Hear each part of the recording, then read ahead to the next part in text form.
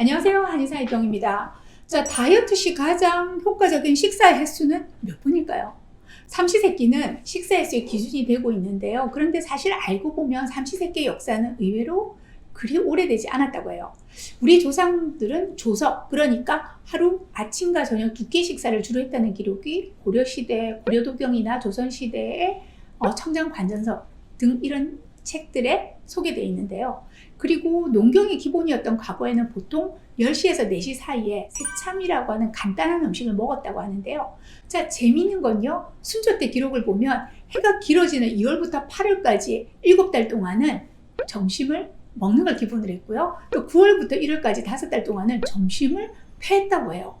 낮의 길이와 활동량에 따라서 식사의 횟수를 조절한 건데요. 근데 갑자기 이런 궁금증이 생기네요. 자, 나라에서 이런 정책을 내리면 점심을 한결같이 안 먹었을까? 그리고 더 먹는 사람에게는 벌을 내렸을까요? 어쨌든 재미있는 기록입니다. 자, 본격적인 삼시세끼는요, 근대화가 이루어지면서 출퇴근 문화가 시작되고 통일된 식사 시간이 정착되면서 점심시간이 생겨나게 되었다고 해요. 자, 그럼 본론으로 돌아와서요. 다이어트에 돌입하는 우리에게 가장 적절한 식사의 횟수는 어떻게 될까요? 식사 횟수와 체중 감소에 대한 연구 결과들은 이미 아주 많이 나와 있습니다. 자, 여러 번의 식사 횟수를 공부하는 연구 결과들을 먼저 살펴보면 최근에 뉴 잉글랜드의 의학 저널에서는 같은 양의 음식을 3번에 나누어 먹는 경우와 6번에 나누어 먹는 경우를 비교한 논문을 게재했는데요. 그 연구에 따르면 2주 동안 적은 양을 6번에 나눠 먹는 사람들의 나쁜 콜레스테롤 수치는 거의 15%, 또 뱃살과 조기노화와 관련이 있는 스트레스 호르몬인 코티솔 수준은 17% 이상, 또 인슐린의 수치는 거의 28% 낮아진 것으로 나타났다고 해요. 또 있습니다. 비만과 관련 대사장의 국제저널이라는 잡지에 발표된 다른 연구는요, 자주 식사를 하면 식욕을 조절하기가 더 쉬워진다는 사실을, 또 그리고 미국 임상영양저널에 따르면 하루에 소량의 음식을 자주 먹는 사람들이 살을 빼고 나서도 그 상태를 유지하는데 상당히 성공적이었다고 보고하고 있습니다. 자, 우리나라에서도요, 서울대병원 연구팀은 19세 이상 성인 4,256명을 대상으로 식사 횟수와 혈압의 관계를 조사해봤어요. 식사 횟수가 늘수록 혈압은 점점 낮아져서 5회 이상 그룹이 2회 식사 그룹보다 낮은 평균 혈압을 보였다고 합니다. 반대 주장들도 만만치 않아요. 최근 폭풍 같은 유행을 일으킨 간헐적 단식, 그리고 1인 1식에 대한 것들은 워낙 이슈가 되었다 보니 그 과학적인 근거를 소개한 것은 여기저기 너무 많았기 때문에 오늘은 생략하도록 하겠습니다. 그럼 왜 이렇게 상반된 이론들이 팽팽할까요? 결론은요, 이러한 연구들에서 고려사항이 단편적일 수밖에 없고요. 따라서 그에 따른 결과 역시 개개인의 몸에 처한 상황에 따라 다른 조건의 간섭을 받게 되기 때문에 똑같은 결과를 도출해낼 수가 없다는 거죠. 그래서 현명한 여러분이 할 일은 자신의 몸 상태에 따라서 임의용제해야 된다는 건데요. 임의용제하기 위해서도 기준이 필요하겠죠. 자, 그래서 오늘은요, 각자의 체질에 맞는 식사 횟수를 정하기 위해서 꼭 고려해야 될 4가지 지침을 알려드리도록 하겠습니다. 비만 25년차 전문의의 말인 만큼 신뢰하셔도 좋습니다. 횟수 정하는 1번 기준은요, 근육의 양을 확인하라입니다. 체중계만 잴 게 아니고요, 체지방을 체크해야 하는데요.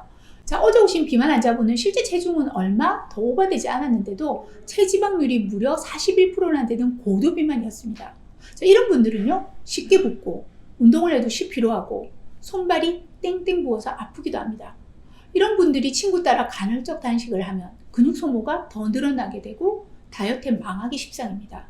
저근육형의 경우 식사를 나누어 드시되 오전과 낮에는 효율은 좋으나 칼로리가 높은 동성 단백질을 드셔도 좋고요. 또 저녁에는 칼로리도 낮고 지방의 함량도 적은 두부나 콩과 같은 식물성 단백질을 선택하는 것이 더 바람직합니다.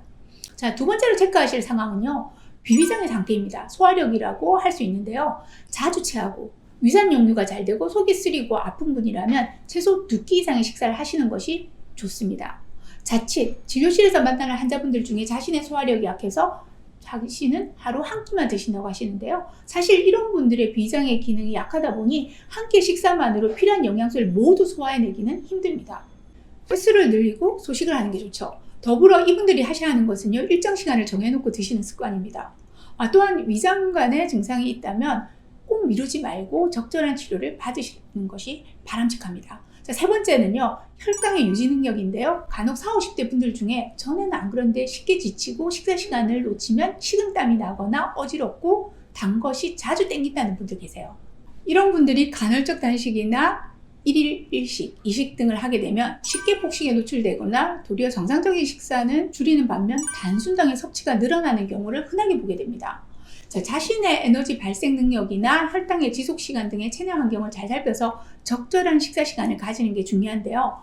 이런 분들은 횟수뿐만 아니라 빵, 국수 같은 밀가루 음식, 그리고 과일로 식사를 대신하는 습관부터 꼭 개선해서 복합당질을 섭취하고 배는 부르게 하되 식이섬유가 풍부한 식단을 선택하셔야 합니다.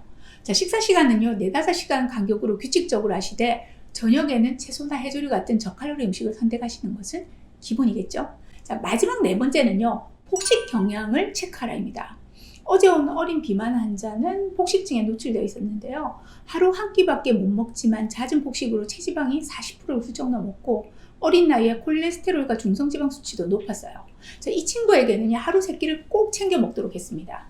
칼로리를 조절하려면 몸의 협력이 꼭 필요합니다. 의지로만 나가다 보면 폭식의 덫에 빠지게 돼요. 자, 우리 몸은요, 포만감을 원하는 만큼 살살 달래면서 식탐을 제어해줘야 돼요. 그러기 위해서는 규칙적으로 3끼 식사를 안정감 있게 하시는 것이 좋습니다. 이 친구 역시 2주째 치료하는 과정에서 식사의 횟수를 늘리면서 폭식은 좋아지고 체중은 도리어 한 끼 먹을 때보다 훨씬 더 잘 빠지고 있어요. 정리해드리자면 저근육형, 위장장애, 자주 절당에 빠지는 분들, 그리고 폭식의 경향을 가지고 있다면 식사의 횟수를 늘리는 것이 바람직하고요. 반대로 근육량도 충분하고 혈당 유지력이 좋으면서 한 번에 많은 양의 식사를 충분히 소화할 수 있는 분이라면 공복 시간을 길게 가지는 간헐적 단식을 활용해 보셔도 좋다는 거죠. 자, 오늘 식사 횟수에 대한 내용 도움이 되셨나요? 그렇다면 구독과 좋아요, 알람 부탁드립니다. 감사합니다.